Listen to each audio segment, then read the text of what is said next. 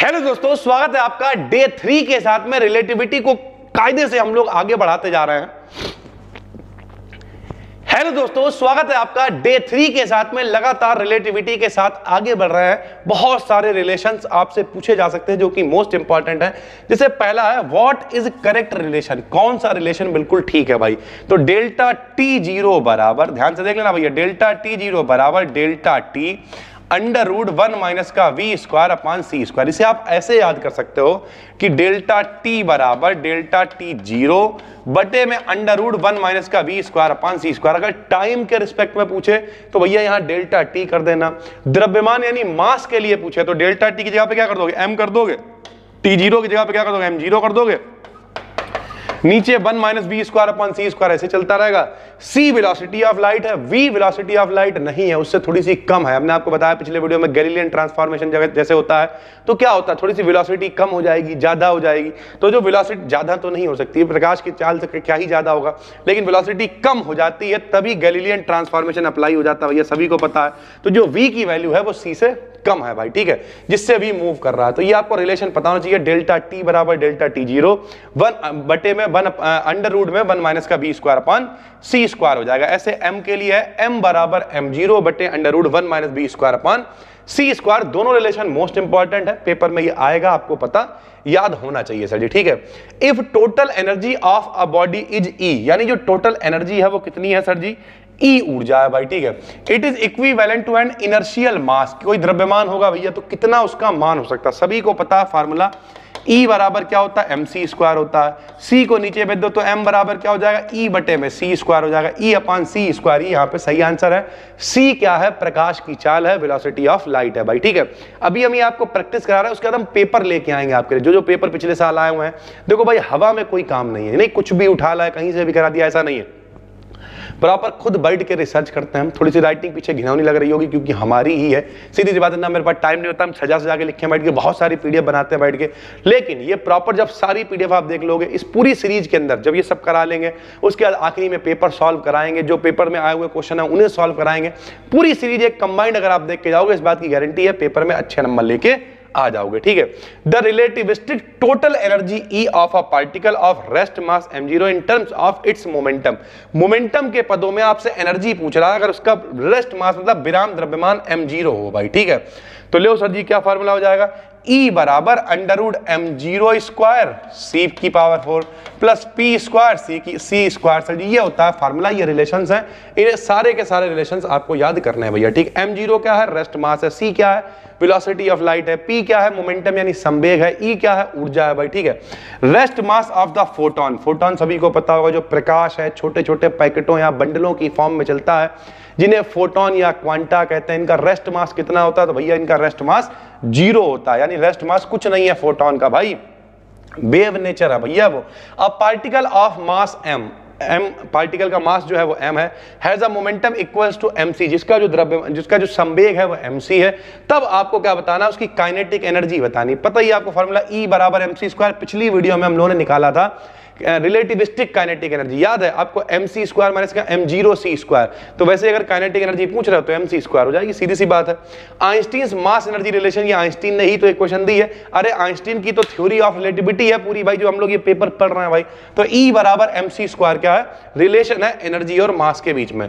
The increment in kinetic energy, देखो भाई चाहे उसे आप रिलेटिविस्टिक कह दो चाहे आप इंक्रीमेंट कर दो, कितना बढ़ा, तो भैया बढ़ा क्या, जितने से वो चल रहा है एम सी स्क्वायर, विराम में था तो इतना, तो इसमें से सी स्क्वायर तो कॉमन है, तो m माइनस का एम जीरो सी स्क्वायर, यानी हो जाएगा इंक्रीमेंट इन काइनेटिक एनर्जी भाई, ठीक है। What will be velocity of a particle whose rest mass is zero, अगर रेस्ट मास जीरो है तो उसकी वेलोसिटी कितनी होगी, तो भैया same as velocity of light. Rest mass zero का मतलब काहे की बात हो रही है, फोटोन की बात हो रही है। अबे ऊपर अभी तो बताया फोटोन का रेस्ट मास जीरो होता है, और फोटोन है क्या, अरे भाई प्रकाश छोटे छोटे पैकेट्स या बंडल्स की फॉर्म में चल रहा है, जिन्हें ही तो हम लोग फोटोन या क्वांटा कह रहे हैं। तो अगर रेस्ट मास जीरो मतलब फोटोन है, फोटोन की वेलोसिटी कितनी होगी, same as velocity of light, सीधी सी बात है भाई। आगे देखिए sir ji, the relativistic relation between momentum and energy. Momentum energy के बीच रिलेशन ऊपर भी आपको दिखा चुके हैं, वही रिलेशन है। चाहो तो ऊपर क्या कैसे आया हुआ था पेपर में, स्क्वायर हटा के रूट लगा दिया था। तो E बराबर under root P square C square plus m0 square C की पावर 4 कह लो, या उधर से रूट हटा के इधर स्क्वायर लगा दोगे तो फार्मूला वही है भाई, ठीक है।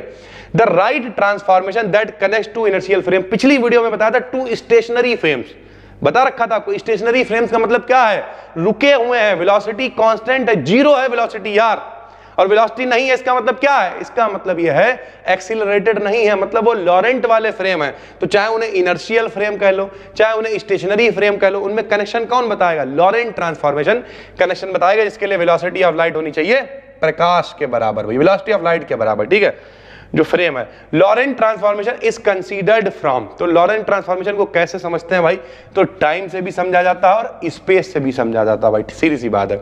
The Newtonian mechanics is relevant only for, तो भैया जाहिर सी बात है, न्यूटन भैया पुराने जमाने वाले आदमी हैं, तो जो न्यूटोनियन मैकेनिक्स है वो सी पे काम नहीं करेगा। सी पे कौन कर रहा है, सी पे काम कर रही है आइंस्टीन की special theory of relativity. Newton तो पुराने जमाने वाले हैं, तो ये भैया लो वेलोसिटीज पे काम करेंगे, जब प्रकाश की चाल से ना कोई मतलब नहीं है भाई, ठीक है।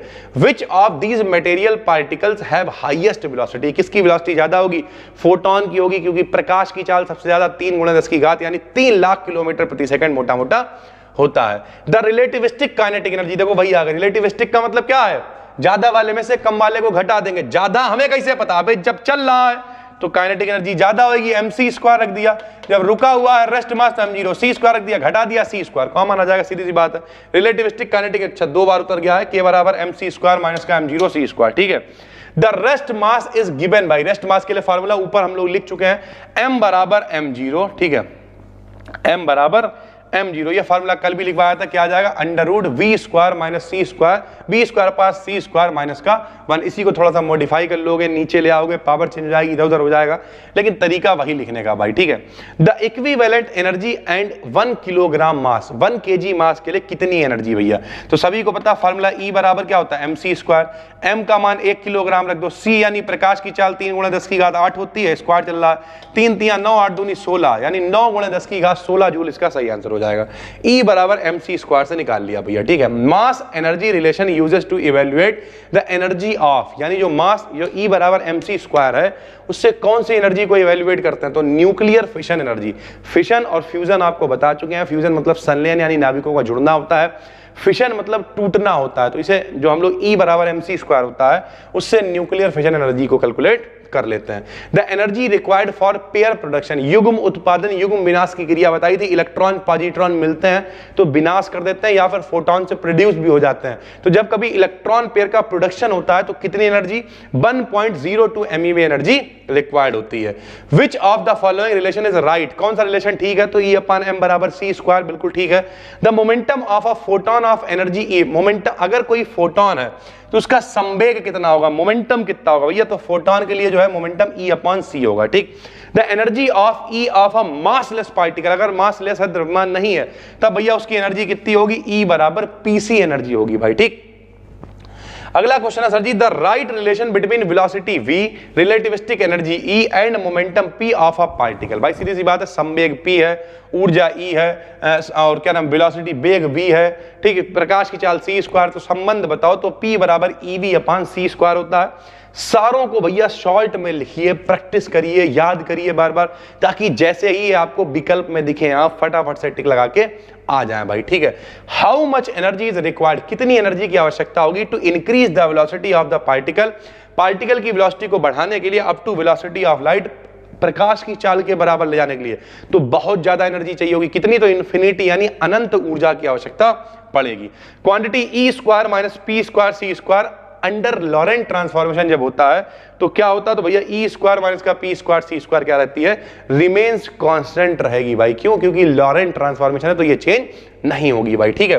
तो ये कितने क्वेश्चन है भैया, ये लगभग 25 के करीब क्वेश्चन हैं। और कल जो हमने आपको क्लास दिखाया था सर जी, उसमें भी लगभग 25 क्वेश्चन दिए थे। आज डे 3 था, लगभग 3 दिनों के अंदर हम लोगों ने कितने 75 क्वेश्चन कवर कर लिए हैं, ठीक है। अभी डे 4 और 5 भी पब्लिक कर रहा है, सारे पब्लिक होने, यानी 5वीं तो आपके पास 125 विकल्प पहुंच गया। एक तरीका, एक राइट स्ट्रेटजी क्या होती है, आपके पास एक प्रॉपर कॉपी होनी चाहिए। कई बच्चे हैं जो इंस्टाग्राम पे फॉलो कर लेना, नहीं फॉलो करते हो तो लगभग 75,000 के करीब फॉलोअर्स हो गए वहां पे।